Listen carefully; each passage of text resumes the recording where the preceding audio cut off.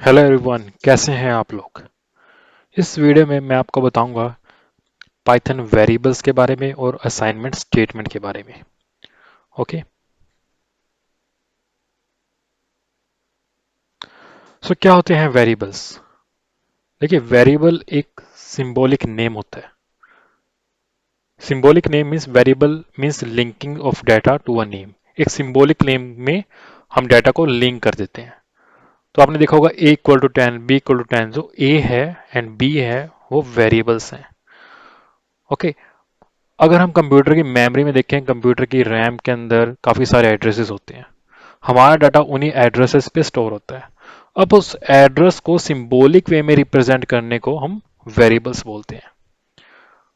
Okay, according to data type, जो हमारी data type है मीन्स इंट, फ्लोट, उसके अकॉर्डिंग ही मेमोरी स्पेस रिजर्व होता है। ठीक है, variable refers to the memory location that contains the data. तो वेरिएबल उस मेमोरी लोकेशन को रेफर करते हैं जहां पे हमारा डेटा होता है। Got it. जैसे जैसे मैंने लिखा a इक्वल टू 10। तो कंप्यूटर की मेमोरी, कंसीडर ये सेल है हमारे रैम। कंसीडर कीजिए इसका एड्रेस 125 है। ठीक है, मेमोरी लोकेशन 125। तो जो ए होगा वो इस मेमोरी लोकेशन को रेफर करेगा 125। इसके अंदर जो डाटा सेव है, तो ए जो है वो वेरिएबल है।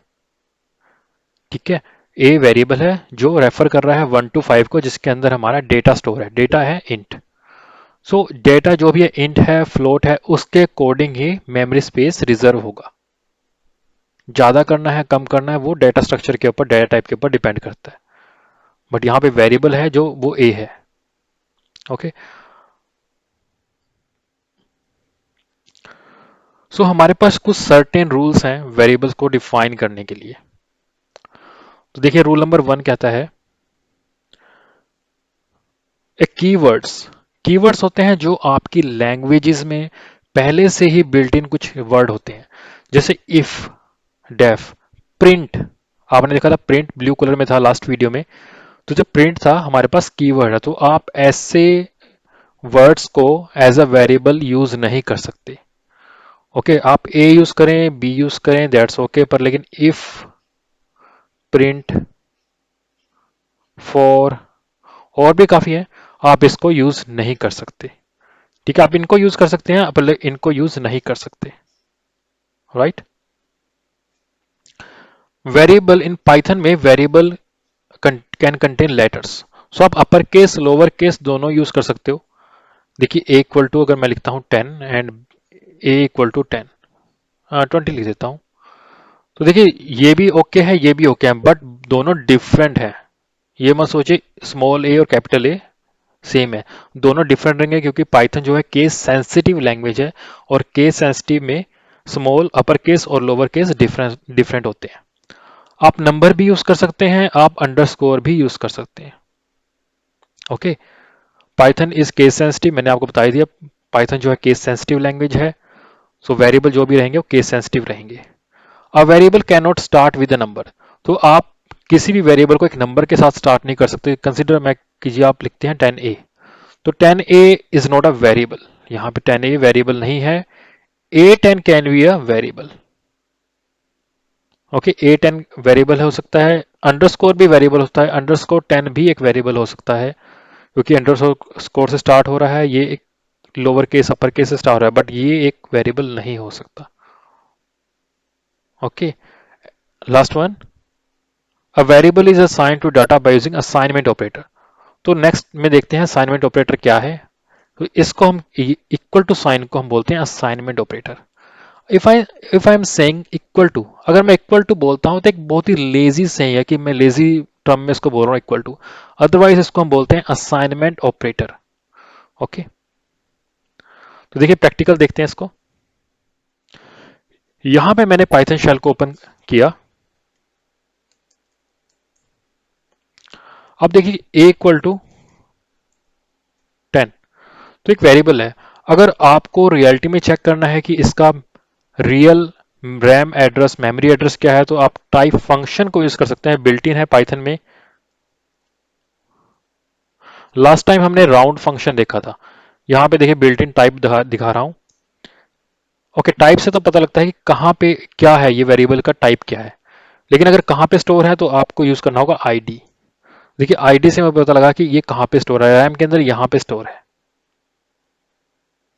ओके, सो ऐसे ही सेम b इक्वल टू 20, तो आप देख लीजिए आईडी ऑपरेटर से ये कहाँ पे स्टोर है, तो ये यहाँ पे स्टोर है। ठीक है, अब बात करते हैं असाइनमेंट ऑपरेटर की।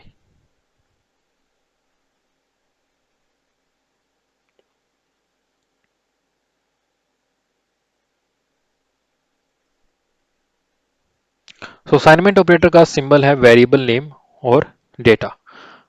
आप मल्टीपल असाइनमेंट भी दे सकते हो, x equal to y equal to z equal to 10।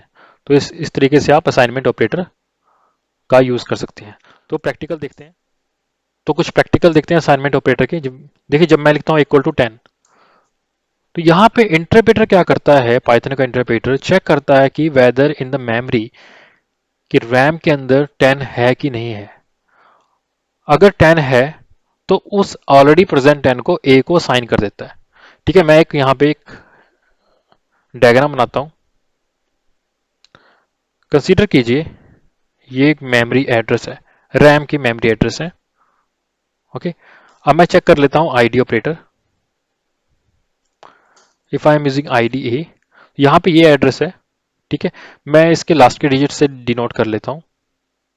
Consider कीजिए यहाँ पे 464 ये वाला एड्रेस है। ठीक है, यहाँ पे उसने चेक किया कि 10 है कि नहीं है। कंसिडर कि 10 प्रेजेंट नहीं है रैम में, तो इंटरप्रेटर ने एक 10 क्रिएट किया और ए को, ये असाइनमेंट ऑपरेटर है जो लिंकिंग करता है, लिंकिंग की है ए की 10 के साथ। तो जो लिंकिंग है, जो एरो साइन है, वो असाइनमेंट ऑपरेटर को डिनोट करता है। ठीक है, अब नेक्स्ट टाइम कंसिडर कीजिए मैं एक और वेरिएबल क्रिएट करता हूं b इक्वल टू 10। ठीक है, मैंने कहा था कि पहले वो चेक करता है कि हमारे पास कोई 10 प्रेजेंट है कि नहीं है। तो b के केस में जब उसने एक वेरिएबल क्रिएट किया b, तब उसने देखा कि क्या हमारी रैम में 10 है कि नहीं है। देखिए 10 यहाँ पे है, पहले से एक 10 है, आप भी देख सकते हैं 10 है ये वाला। तो हमारा इंटरप्रेटर क्या करेगा, एक लिंकिंग क्रिएट करेगा इसके साथ इसकी, मतलब ये बी भी उसी 10 को रिप्रेजेंट कर रहा है जो 464 पे है। अगर आप यहां पे चेक करते हैं इसका रैम एड्रेस, तो देखिए सेम रैम एड्रेस आ रहा है यहां पे, बोथ आर सेम। ओके, तो मतलब यहां पे उसने चेक किया कि हमारे पास कोई और 10 है कि नहीं है तो उसको बी को साइन कर दीजिए। देखिए पाइथन में इंटीजर, फ्लोट, स्ट्रिंग्स, टपल, ये इम्यूटेबल होती है। इम्यूटेबल का मतलब होता है हम उन्हें चेंज नहीं कर सकते। यस, आप देखिए अगर आप कहते हैं कि हम चेंज कर सकते हैं, आप ए को 20 लिख दीजिए, आप कह रहे हैं कि हमने ए चेंज कर दिया है। आपने ए को चेंज नहीं किया, आपने ए को रीअसाइन किया है। तो यहाँ पे हमें मीनिंग को समझना पड़ेगा कि असाइनमेंट और चेंज करने को क्या कहते हैं। चेंज करने का मतलब है कि मैं ये कहता हूं कि मैं इस 10 को चेंज कर रहा हूं जो इस रैम के इस मेमोरी एड्रेस पे है। अगर मैं कहता हूं a इक्वल टू 20, तो उसका मीनिंग ये हुआ कि पहले वो चेक करेगा वह हमारे पास 20 है कि नहीं है, नहीं है तो 20 क्रिएट करे और इस लिंक को ब्रेक करके a को यहां से लिंक करे। तो आप जरा रैम एड्रेस दोबारा से देखिए, आईडी ऑफ a, ये यहां पे डिफरेंट हो गया। तो इसका मतलब है कि a का एड्रेस और b का एड्रेस डिफरेंट है। अगर आप फिर से a को 10 कर दीजिए और फिर से चेक कीजिए, तो आपको फिर से वो सेम एड्रेस पे आ जाएगा। अगर मैं a और b दोनों को ही अलग अलग रीअसाइन कर देता हूं, कंसीडर कीजिए a की जगह मैंने कर दिया 30 और b को भी मैंने कर दिया 40। ठीक है, तो यहां पे अब देखिए both the variable are pointing to different memory. तो ये 30 यहां पे ले लीजिए, यहां पे 40 ले लीजिए। तो a की लिंकिंग ये भी ब्रेक हो गई और a अब रिप्रेजेंट कर रहा है 40 को और b रिप्रेजेंट कर रहा है सॉरी, ए रिप्रेजेंट कर रहा है, ए रिप्रेजेंट कर रहा है 30 को, और बी रिप्रेजेंट कर रहा है 30 को, 40 को। ओके, तो अब यही हो गया। अगर कोई यहाँ पे जैसे 10, अब 20 को कोई रिप्रेजेंट नहीं कर रहा है तो इंटरप्रेटर चेक करेगा थोड़ी देर बाद, ओके, अगर ये किसी वेरिएबल के द्वारा रेफर नहीं किया जा रहा है, if it is not being referred by any variable, then interpreter automatically delete it. Okay, तो डिलीट कर देगा। Got it.